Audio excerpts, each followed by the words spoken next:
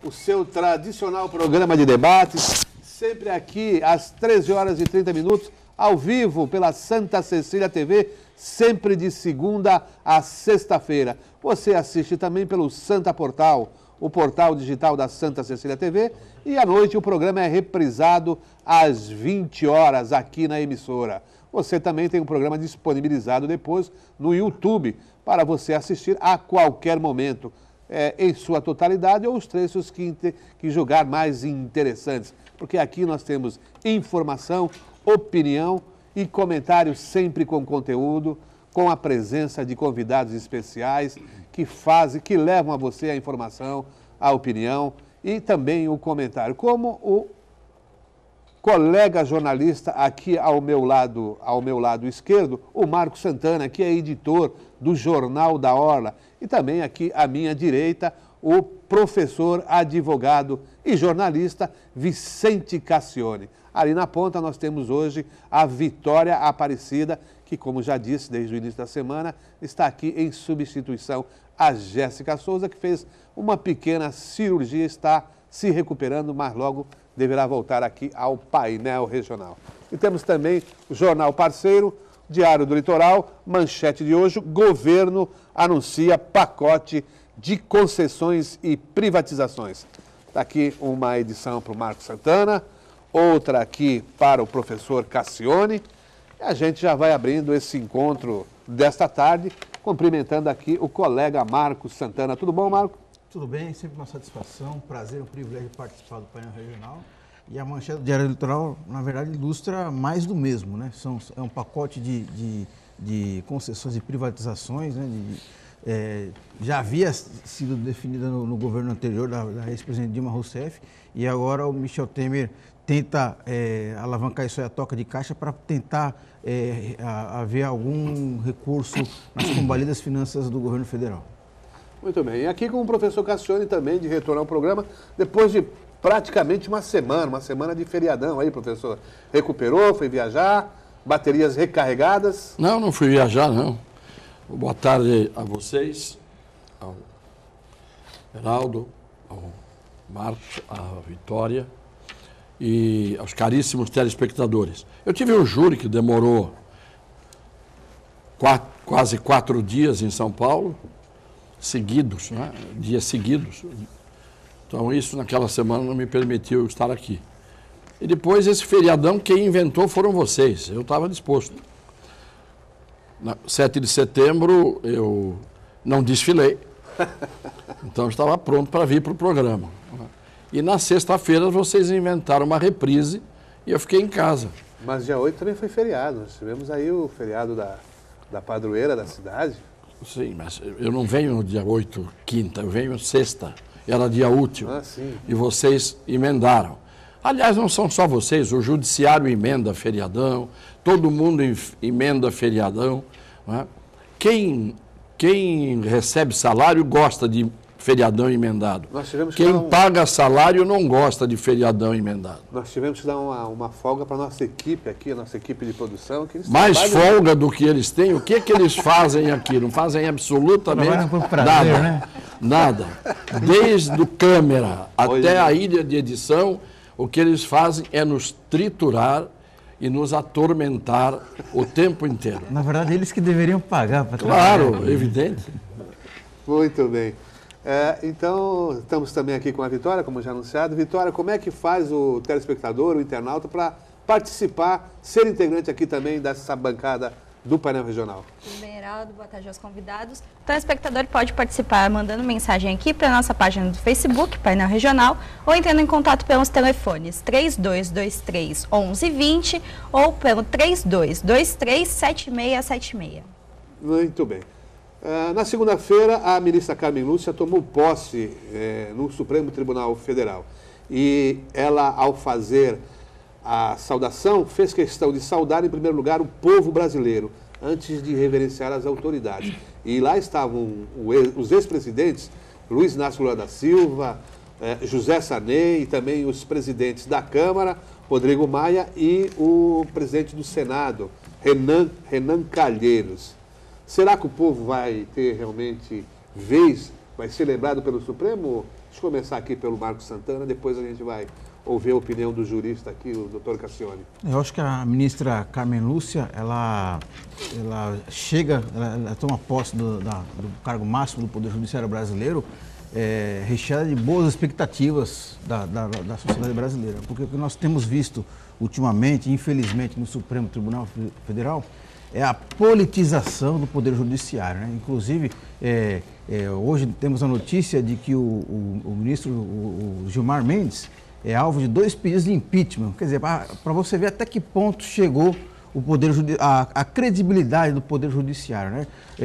Quem acompanha as declarações e mesmo o comportamento do ministro nos julgamentos, ou mesmo as suas declarações e entrevistas, as suas decisões, percebe claramente que muitas delas elas carecem muito de um embasamento jurídico, e ele se deixa contaminar pela temperatura política do país, né? Outra coisa que também merece registro é o Dias Toffoli, né?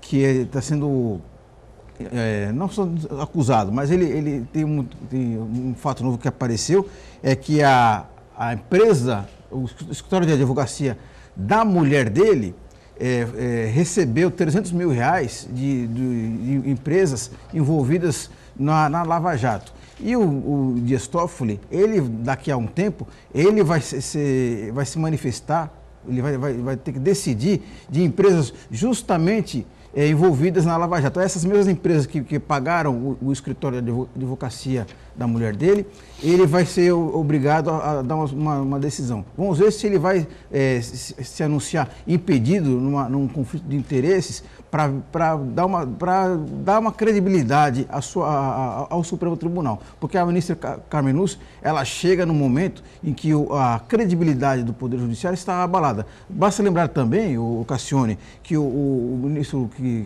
que antecedeu, o Lewandowski, na verdade, ele foi muito questionado que, durante o julgamento da presidente Dilma Rousseff no Senado, ele foi fazer lobby em defesa do aumento do salário do Poder Judiciário, 41%. Numa época de crise, ele foi ali advogar em nome do corporativismo e não se ateve à crise nacional que o país vive. Quer dizer, a Carmen Lúcia vem num momento aí que, na verdade, ela vai ser posta à prova aí no primeiro momento para ver se realmente as coisas no Poder Judiciário realmente vão mudar. Muito bem. Professor Cassione, será que realmente o povo vai ser lembrado pela Suprema Corte? É exatamente a Suprema Corte que vem até suprimindo direitos constitucionais, né?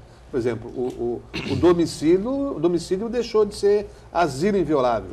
O Supremo decidiu que a polícia pode entrar na casa de qualquer um de nós, a qualquer hora, sem mandado judicial. Se houver irregularidade, depois se apura. Se houver abuso, depois se apura. Olha, o que eu vou dizer aqui não é novidade.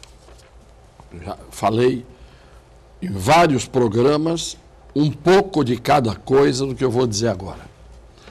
Primeiro, começando pela ministra Carmen Lúcia. O Marcos Santana começou o comentário dele dizendo que o Supremo está muito politizado. Eu quero lembrar que eu sou um assíduo assistente da TV Justiça, que é a que transmite as sessões do Supremo Tribunal Federal.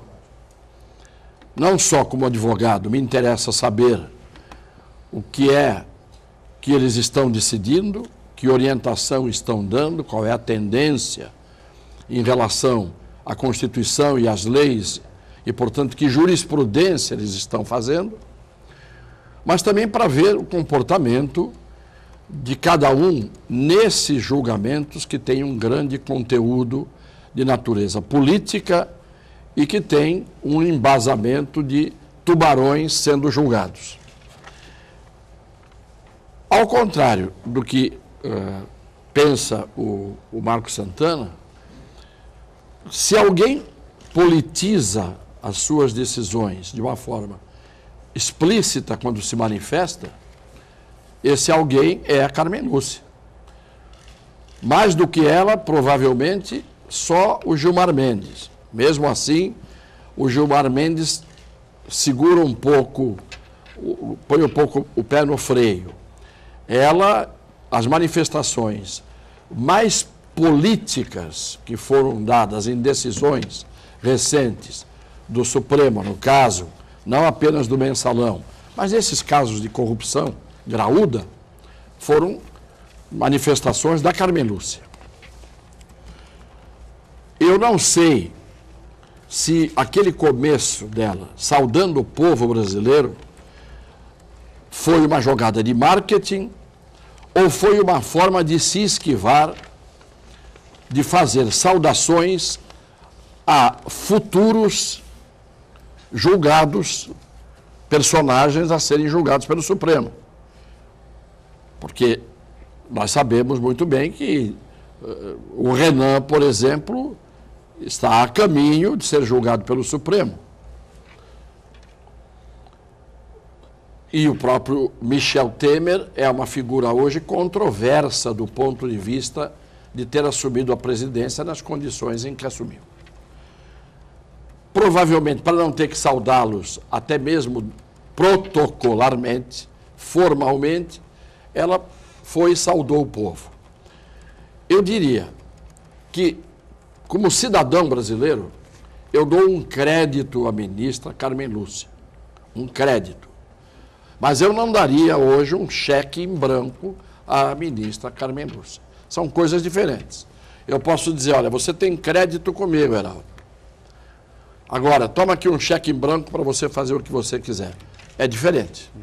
Eu dou um crédito porque não tenho o direito de pré-julgá-la, mas estou de olho na atitude que ela vai tomar com relação ao aumento do salário, dos proventos dos ministros do Supremo Tribunal Federal.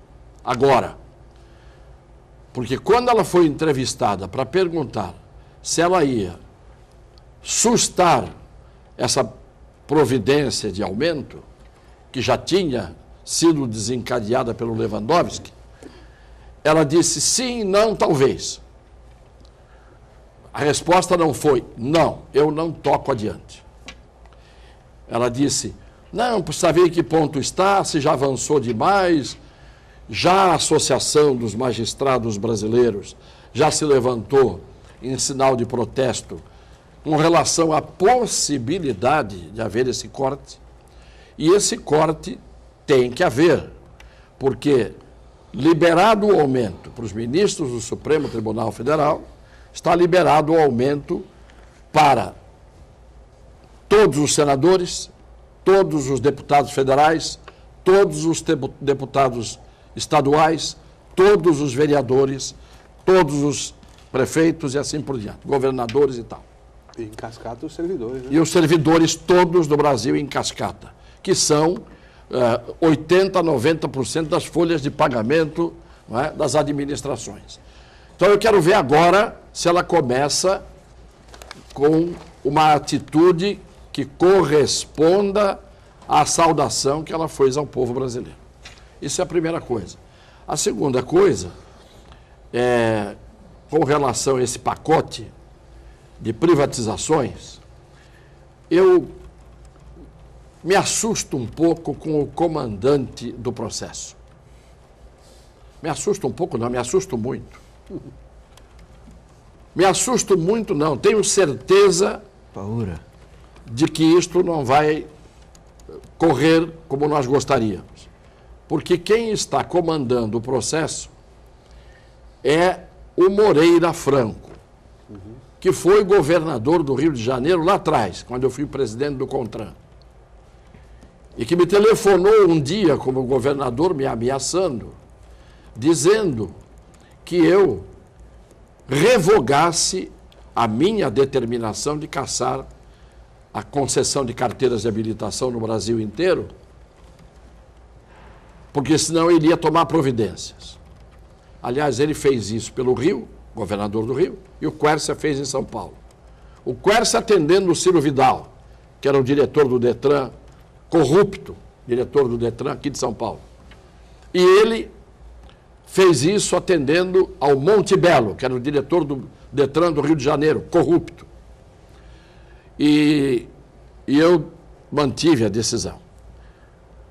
O grupo que estava na mesa ontem, ladeando o Temer, de um lado o Padilha, do outro lado o Moreira Franco, era o quinteto, faltam dois que eu vou dizer quem são, que ficava, esse quinteto, no fundo do plenário, armando o impeachment do Lula no primeiro mandato.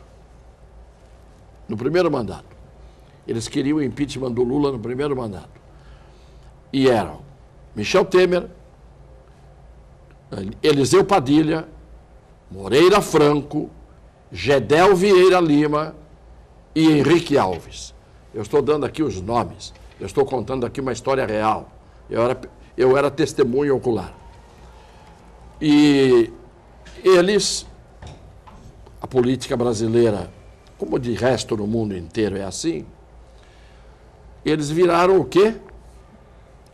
O Temer virou candidato a vice-presidente do primeiro mandato da Dilma e do segundo.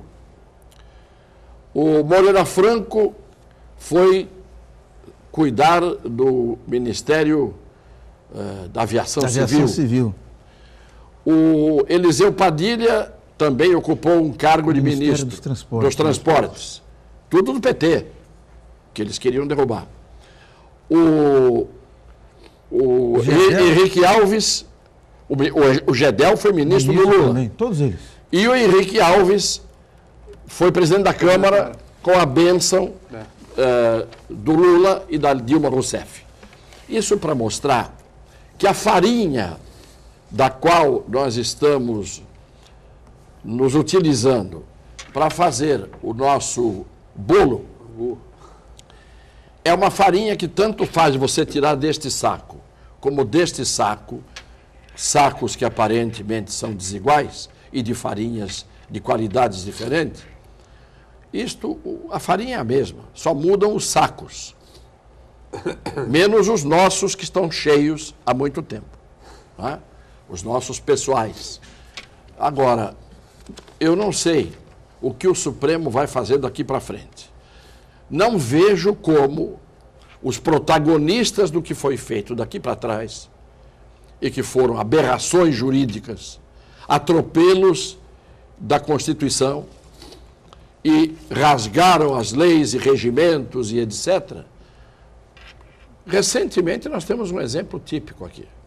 Típico, que foi o fatiamento da punição, da sanção dada a Dilma Rousseff. Duvido que o Supremo mude isso, porque era o presidente do Supremo que estava decidindo isso, lá no Senado.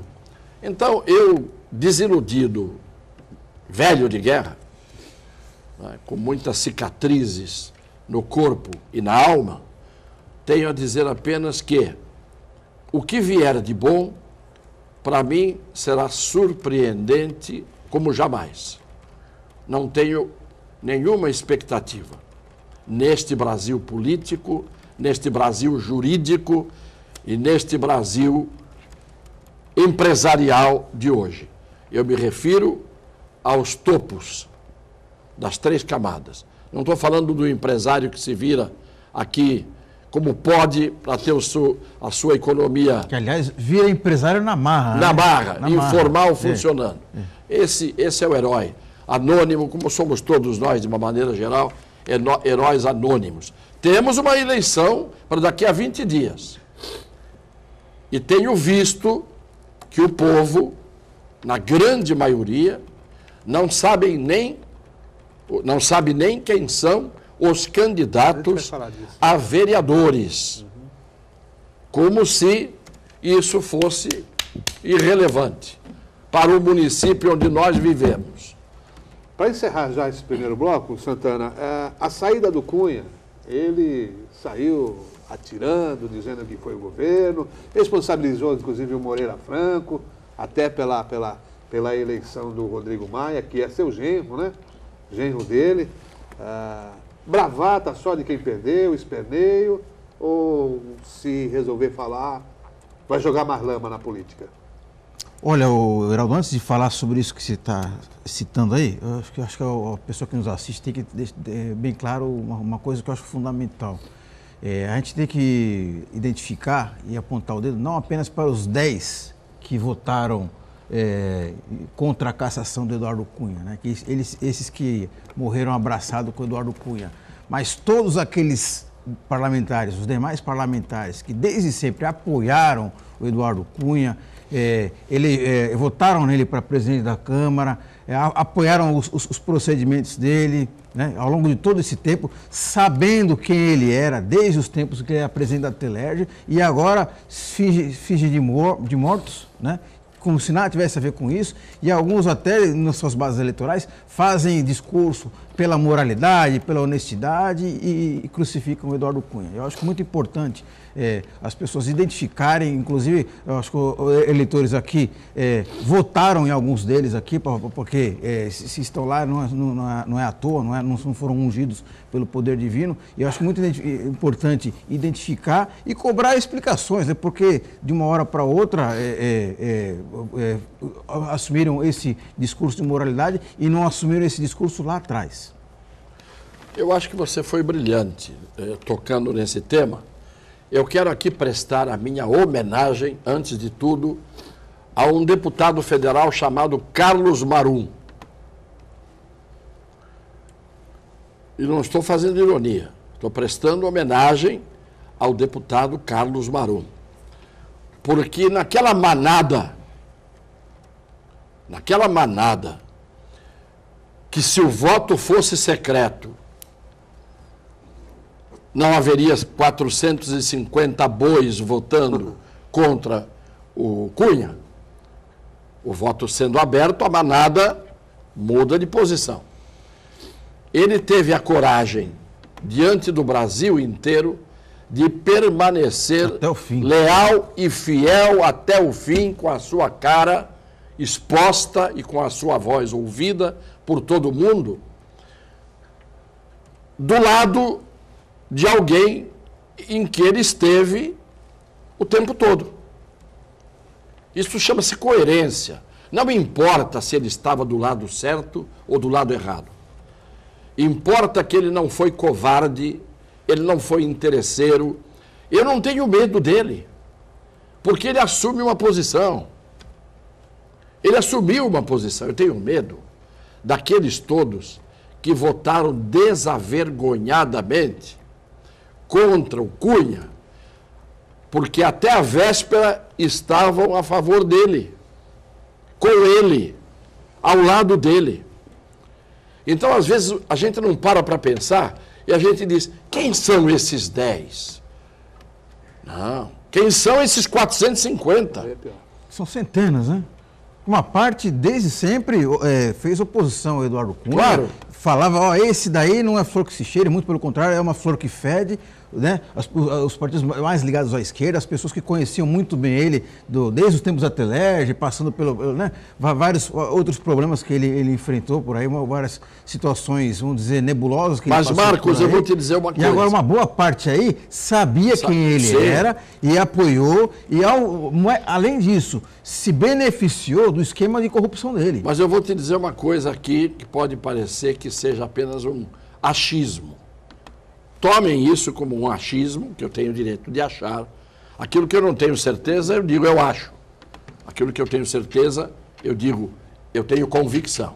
Eu acho que esse pessoal também, a grande maioria da esquerda que estava contra o Cunha, se ele tivesse engavetado e não desencadeado o processo de impeachment da Dilma, teria feito um acordo. O mesmo acordo que fizeram para eleger presidente da Câmara, o genro do Moreira Franco.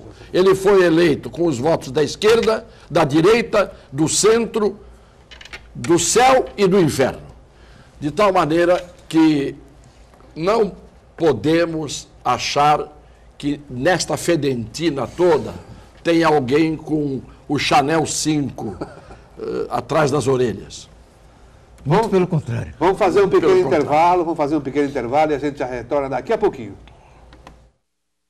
Olá, já de retorno aqui para o segundo bloco do painel regional. Professor Cassione, o senhor mencionou no bloco passado esfriamento da campanha. Na verdade, nem aqueceu ainda. Estamos há 18 dias das eleições e os eleitores cada vez mais distantes das campanhas.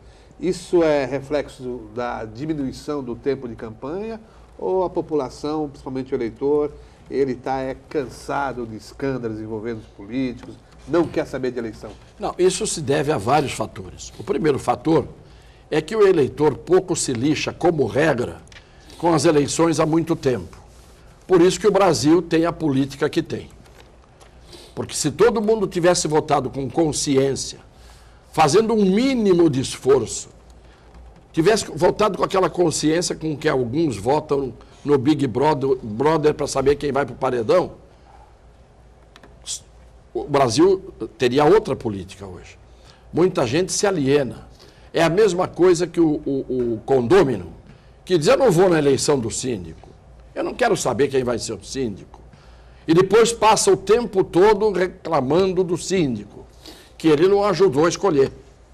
Não é? Se o síndico é bom, porque foi bem escolhido. Se o síndico é ruim, porque as pessoas escolheram mal ou não foram nem à reunião de condomínio. Não fiscaliza Claro. as contas e ainda chama o síndico de ladrão. Né? Exatamente. O grande problema é que o eleitor brasileiro, ele é do dia seguinte. O eleitor brasileiro é o eleitor da crítica permanente durante o mandato de 4 anos de todos aqueles que ele, eleitor brasileiro, elegeu. Claro que eu não estou falando de todos, há pessoas conscientes. Mas se você perguntar hoje para 100 pessoas na rua o nome de um candidato a vereador, a gente não sabe. E os 21 vereadores que vão assumir, eles vão ser responsáveis por fiscalizar o prefeito, a administração do prefeito, votar ou não votar os projetos que são encaminhados pelo prefeito, impedir ou não impedir as atitudes nefastas que um prefeito pode tomar, apoiar ou não apoiar as atitudes profícuas, importantes que o prefeito pode tomar, instar o prefeito, induzir o prefeito, às vezes a ter uma coragem que um determinado prefeito pode não ter, para tomar atitudes que exigem esse tipo de coragem. Então, o eleitor, na verdade, que vota em branco, que anula o voto, que se abstém, que não vai, ele está dizendo o seguinte: eu quero que se dane quem vai me dirigir.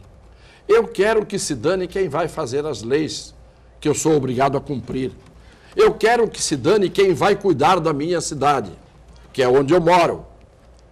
Só que a partir do dia seguinte, ele começa com o seu megafone a falar mal da política, da corrupção, de tudo que existe. Eu estou cansado de ver gente dizer assim, eu não vou votar em ninguém, não quero nem ouvir falar em política.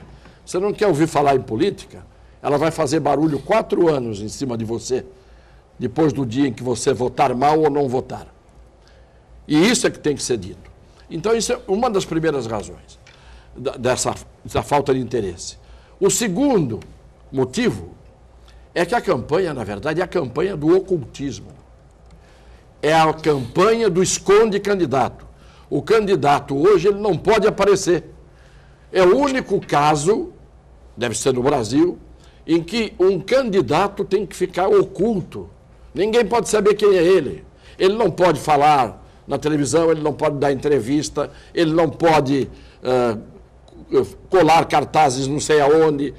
Ele está impedido de fazer uma porção de coisas que ele teria que fazer para poder ser questionado, ser sabatinado, ser avaliado. Né? Encurtaram a campanha e esconder os candidatos. Esse é o segundo motivo que acaba todo mundo se desinteressando. Né? E o terceiro motivo é a qualidade de uma grande, má qualidade, de uma grande quantidade de candidatos, que até pelos slogans e pelo que naqueles 10 segundos eles falam, já dá para mostrar que aquilo é uma grande brincadeira, uma grande palhaçada no mau sentido para alguns. Até pelo slogan que o sujeito cria. Chamar de palhaçada é uma ofensa aos artistas, né? Porque eu disse palhaçada no mau sentido, naquele sentido pejorativo. Porque os palhaços da minha vida, desde o desde o Chique Chique, Canal 1 com Carlos Gomes, o circo que tinha ali. Desde o Chique Chique, passando por Arrelia, Pimentinha, o Carequinha, o Fred, Piolín, não é? Esses ídolos, são ídolos da gente, os palhaços verdadeiros. Palhaços verdadeiros que, na verdade, são como um palhaço da ópera, em que ele faz a palhaçada triste, chorando o seu drama. E ele diz, ri de palhaço, né? Isso ficou de Leão Cavalo, o autor da ópera, é uma obra-prima. Então, esse palhaço, o palhaço que nos faz rir estando triste, porque é sério, esse palhaço, esse pode ser um símbolo. Estou falando dos outros palhaços que nos fazem chorar. Só ele ri. Ele ri de nós. Mas por culpa nossa também. Porque nós erigimos esses palhaços que riem de nós e nos fazem chorar, nós erigimos esses palhaços à condição de terem cargos e mandatos com o nosso voto. Não adianta votar com ódio, não adianta votar com desdém, não adianta votar com desinteresse. E também não adianta votar no amigo do vizinho, no primo do amigo do vizinho que pediu para que você vote numa pessoa que você não sabe nem quem é. Não é? Que é o que está acontecendo. Agora, não adianta a gente dizer isso, porque não há nem sequer uma conscientização e uma campanha que a mídia poderia fazer. Ao contrário, todo mundo mete o pau, né, na eleição, como se a eleição fosse uma tragédia. Tragédia é a consequência da eleição. Não é a eleição que é a tragédia. Tragédia é a consequência da eleição. E quem são os eleitores? Nós. Então nós somos os autores da tragédia. E tenho dito. Ô Santana, mencionou-se aqui palhaçada, Montiririca foi o mais votado aí, na eleição anterior, não desta última, né? Palhaço. Isso daí é um reflexo do descrédito que o eleitor tem com a classe política de um modo geral. E agora eu queria falar um pouco do você falou de campanha morna, que a gente percebe que parece que tem a impressão de que não existe, daqui a um mês praticamente. Menos de um mês. Menos de um mês. 18 dias. 3 semanas praticamente, quase 4 semanas, teremos uma eleição que é fundamental para a vida de cada cidadão, né?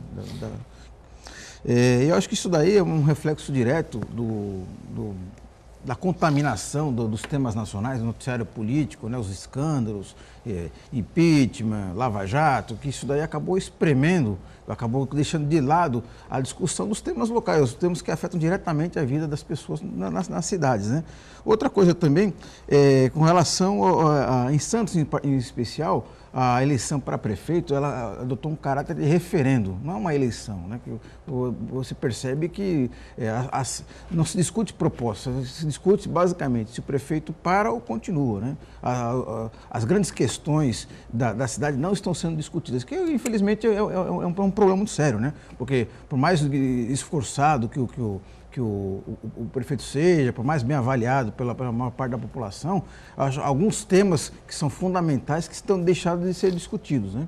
Por exemplo, a questão do gerenciamento, o financiamento da saúde pública, a ocupação dos espaços públicos, o transporte coletivo de um modo geral, a tal da mobilidade urbana que a gente fala muito bem, né? Essa questão da contratação de organizações sociais para executar serviços que hoje são de responsabilidade do poder público, quer dizer, uma série, a relação do poder público com o funcionalismo público, quer dizer, uma série de questões muito importantes aí que deixou de ser discutida, né? Outra coisa também, que com relação à eleição para o Poder Legislativo, né? Infelizmente nós estamos vendo aqui os vereadores viraram, na verdade, despachantes de favores, né? Então eles deixaram de executar a tarefa principal deles, que seja fiscalizar o Poder Executivo e propor leis para melhorar a vida do cidadão, e viraram garotos de recado, viraram facilitadores de favores, de defesa de grupos específicos da comunidade, e as as grandes questões municipais deixaram de ser debatidas, né? Tanto é que o movimento Voto Consciente, que acompanha o trabalho dos vereadores, né, o ano passado ele chegou a uma triste conclusão, né, que os vereadores de Santos, a grande maioria dos vereadores, eles passam mais tempo sugerindo a criação de datas comemorativas, semana disso, semana daquilo, dia disso, dia daquilo outro, oferecendo medalhas, homenagens e tal, e a discussão dos grandes debates deixa de lado, né? Um exemplo muito claro que aconteceu é com relação à discussão em torno do Uber, né? Que é uma realidade, né? O Uber vem, né? E a Câmara perdeu uma grande oportunidade de fazer um debate sadio, produtivo, com relação a esse transporte, que pode ser uma alternativa para melhorar o transporte das pessoas na cidade. O prefeito referendou, quer dizer, adotou uma solução simplista que favorecia apenas uma classe específica, que são os taxistas. Na verdade, nem são os taxistas, os donos de licença de táxis, né, que os motoristas também são reféns desse processo todo. O que deveria ter sido feito é uma discussão sobre a regulamentação do serviço, né? Não apenas proibir, até porque nas cidades onde o serviço foi proibido, ele foi declarado inconstitucional, essa decisão, né? Então, a lei municipal que proibiu o Uber nessas cidades, ela foi derrubada. Então, eu acho que cabe ainda há tempo de fazer uma discussão serena, positiva em relação a esse tema, e o Poder Legislativo é o palco ideal para isso daí. Bom, vamos fazer mais um intervalo. Daqui a pouquinho a gente retorna para o terceiro e último bloco do painel regional de hoje. Olá, então, já de retorno aqui para o terceiro e último bloco, e a gente vai direto ali com a Vitória para a participação dos telespectadores. Sim, temos aqui o João Gonçalves, da Pompeia, que faz um comentário diretamente aqui para o Vicente. Foi criado junto com o Vicente Cassione no Campo Grande, sou amigo dele e queria dar uma opinião sobre o programa. Com todo respeito a todos os componentes da mesa, mas o programa sem o Cassione é a mesma coisa que ir no Carioca e comer um pastel sem azeitona. Ele é impressionante. Muito obrigado, João. Um grande abraço. E não é assim. Eu sou um dos componentes desse programa. Se fosse só eu, não haveria nem pastel. A outra telespectadora, Li Krishka, pergunta se o Cassione disse que não vai votar em ninguém. Eu absolutamente não disse isso. Ao contrário, critiquei aqueles que votam em branco, que votam nulo ou que se abstêm e não aparecem para votar. Eu estou criticando as pessoas que, não assumindo a responsabilidade de uma boa escolha, acabam deixando com que os outros escolham. Ele se omite. Foi exatamente o contrário. Como é o nome da telespectadora? Li Krishka. Li, desculpe, não foi isso que eu disse. As pessoas ouviram, a mesa ouviu. Eu estou criticando, ao contrário, a alienação, o desprezo que alguns eleitores têm pelo processo eleitoral. Então eu digo, o que adianta o sujeito ir lá, vota em branco, vota nulo, se abstém? Ele fazendo isso, outros serão eleitos, independentemente. Você usou até uma expressão, o chamado eleitor aspa que se dane. Né? O eleitor que diz que se dane. Ao contrário, eu acho que todo mundo tem que votar sim. O que tem que fazer antes de votar é saber em quem. Escolher, pesquisar, verificar. E, infelizmente, às vezes você tem que votar no menos ruim. Porque o critério, às vezes, é por exclusão. Mas em alguém a gente tem que votar. Essa é a minha opinião que eu estou repetindo aqui, para que não fique dúvida. Uma vez eu disse, o ideal era que, uma vez no programa eu disse isso, o ideal era que todo mundo não aparecesse para votar. Todo mundo. Ninguém. Porque aí no dia em que ninguém fosse, os partidos políticos e as pessoas que fazem as eleições iam dizer, espera um pouquinho, o povo deu uma resposta de reprovação, nota 0 para tudo.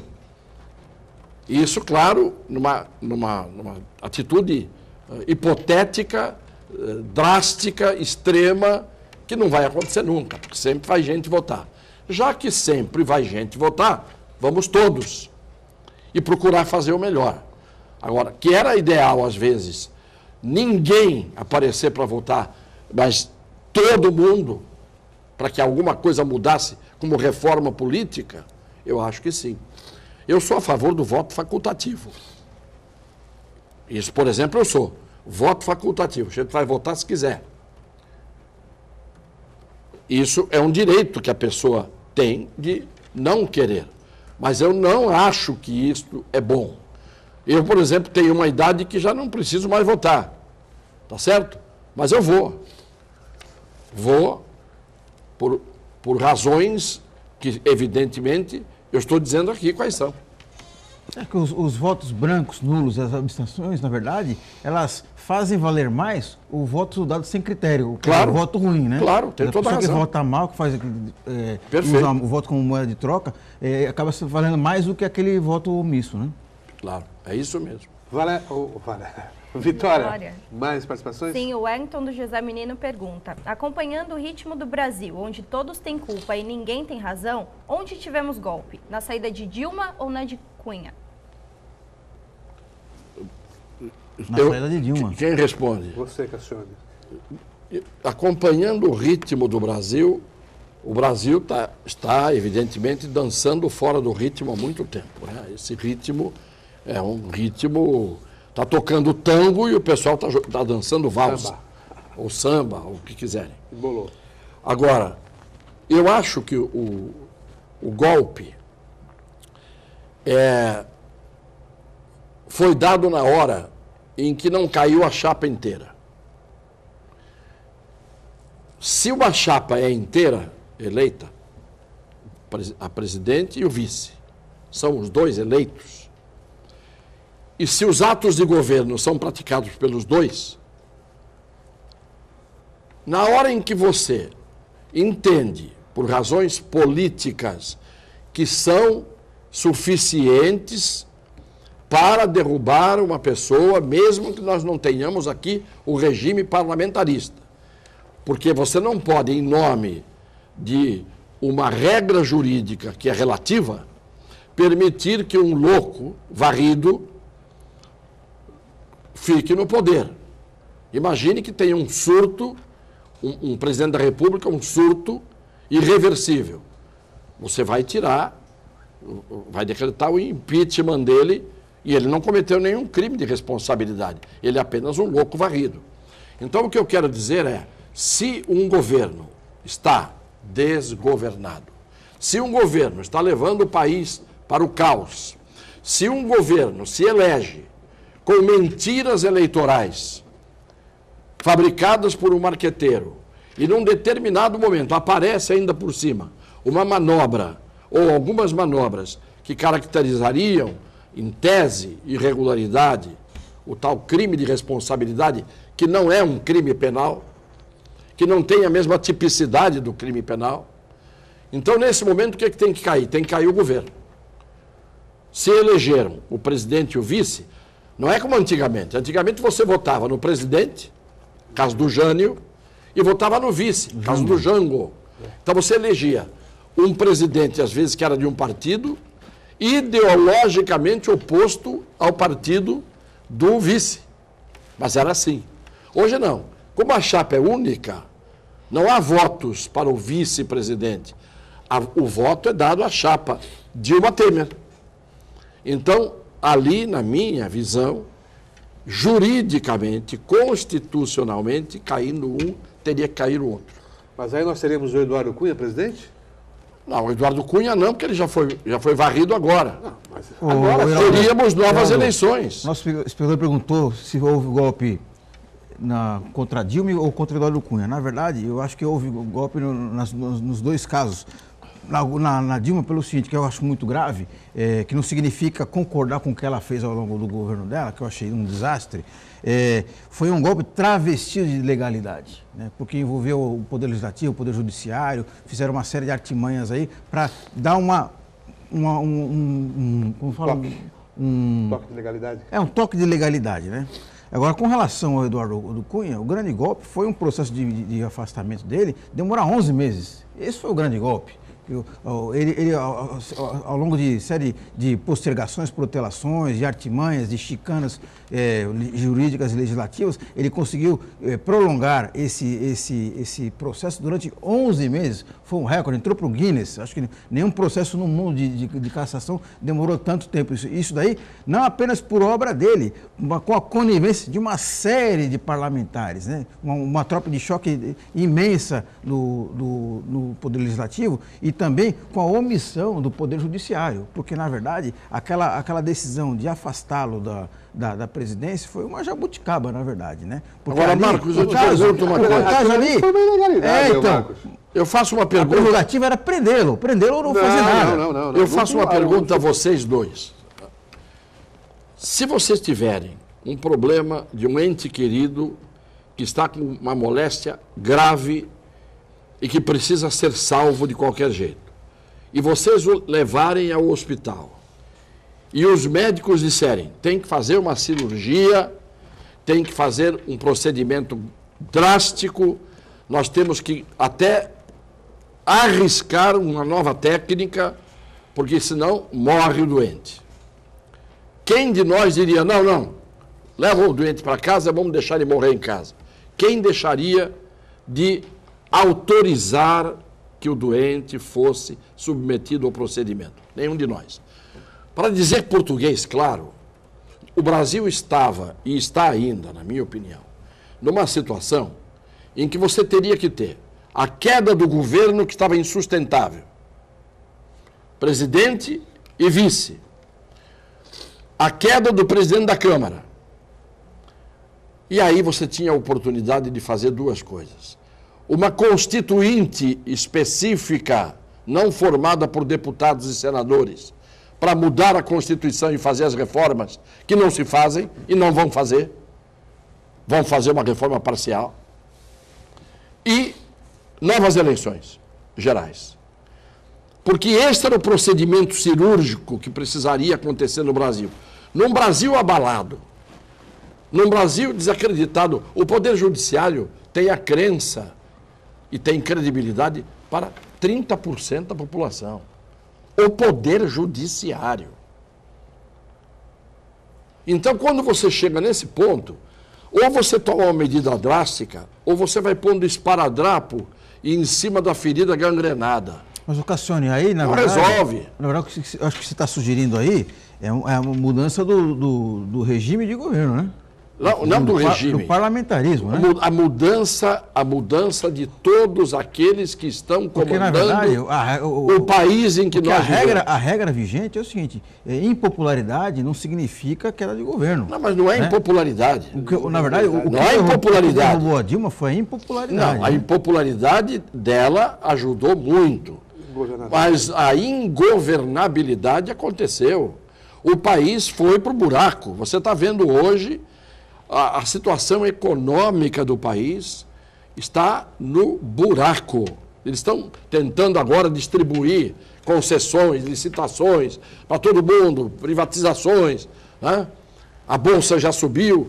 Eu quero ver na prática quem é que vai conseguir emprego de hoje para amanhã. Quando você tem o anúncio de que vai ter um aeroporto aqui em Santos, que daqui a 30 anos vai ter 6.300 empregos, eu tenho vontade de morder o meu céu da boca. Nós precisamos aprender O que você faz com 2 gerações? Não, espera 30 anos? É que nós aprendemos a nos contentar com pouco. Quando se fala em santos novos tempos, eu digo assim, nós temos que lutar por santos velhos tempos. Santos velhos tempos, não novos. Porque os novos a gente já viu que era uma fraude, um estelionato, cuja principal vítima foi a Zona Noroeste. Não é? Que santos novos tempos? Santos velhos tempos, minha gente. Volta o bonde, volta o trem, que ia para São Paulo, Santo Jundiaí, volta a praia despoluída. Não é? Santos velhos tempos. Volta uma situação que era melhor do que é hoje. Nós pioramos, nós evoluímos. Esta é uma coisa indiscutível. Quem é que nessa cidade pode dizer que nós progredimos? Em que nós progredimos? Melhorou o ensino? Melhorou a saúde? Melhorou a segurança? Melhorou o nível de emprego? Ou nós tivemos cozipanos na rua, estivadores na rua, doqueiros na rua, a mão de obra toda indo embora? Em que é que nós melhoramos? Então, santos velhos tempos. E para isso precisa ter a mentalidade melhor que havia antes. Porque hoje está cheio de oportunista aí. Hoje está cheio... Qual é a nossa representação em Brasília? Me deem uma notícia do mandato de um ano para cá, o que fizeram os nossos representantes, deputados federais em Brasília. E essa cidade teve 7 deputados federais de peso na década de 60 para 70. 7 deputados federais de peso, um com mais peso do que o outro.